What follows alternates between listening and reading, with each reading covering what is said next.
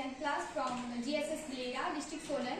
हमने जो है ये मॉडल विकसित भारत बिल्डथॉन 2025 के अंदर बनाया है, जिसका नाम है daily waste management plan. Daily waste management plan का जो सही अर्थ है वो है घर, स्कूल या आसपास के कचरे को सुरक्षित, स्वच्छ और जिम्मेदारी से इस तरह नष्ट करना कि इससे मनुष्यों, जानवरों या पर्यावरण को कोई भी हानि ना पहुंचे। कचरे का सही निपटान न करने से जो समस्याएं सामने आती है वो कुछ इस प्रकार से है कि आमतौर पर एक समस्या जो हर जगह देखने को मिलती है वो है प्रॉपर डिस्पोजल ऑफ गार्बेज और डेली रिफ्यूज, जिससे उनका निपटान न होने पर अनेकों समस्याओं का हमें सामना करना पड़ सकता है।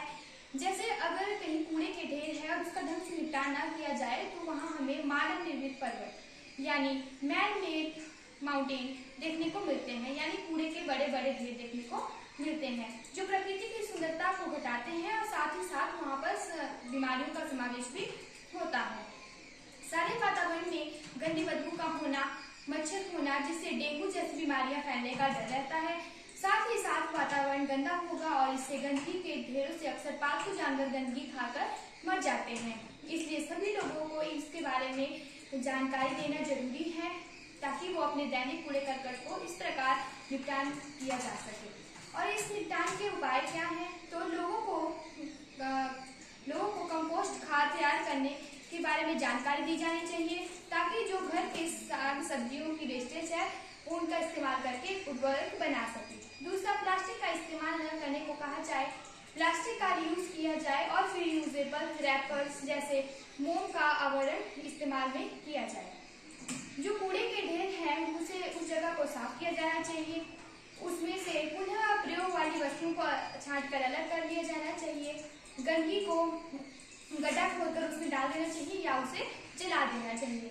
लोगों को गंदगी फैलने के लिए जुर्माना भरना पड़ेगा। महीने में 2 से 3 बार किसी निश्चित क्षेत्र में निश्चित लोगों द्वारा जो है साफ सफाई करवाना अनिवार्य होना चाहिए। यदि इन छोटे छोटे कदमों को सभी लोग ईमानदारी पूर्वक अपनाएंगे तो वातावरण साफ हो जाएगा।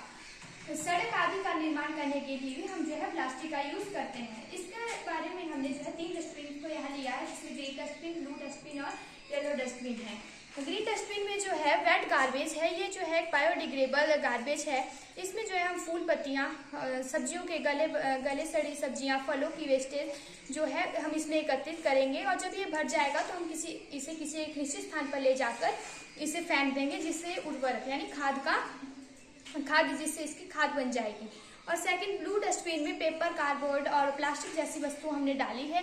इनको जो है हम फैक्ट्रियों में भेजकर इनका दोबारा से रीयूज करेंगे और प्लास्टिक का यूज तो रोड बनाने में भी किया जाता है। और तीसरे में है हमारा येलो डस्टबिन, जिसमें जो है हमने कांच की बॉटल्स आदि सामान रखा है। इसका भी हम जो है रीयूज करेंगे फैक्ट्रियों में इसे भेजकर।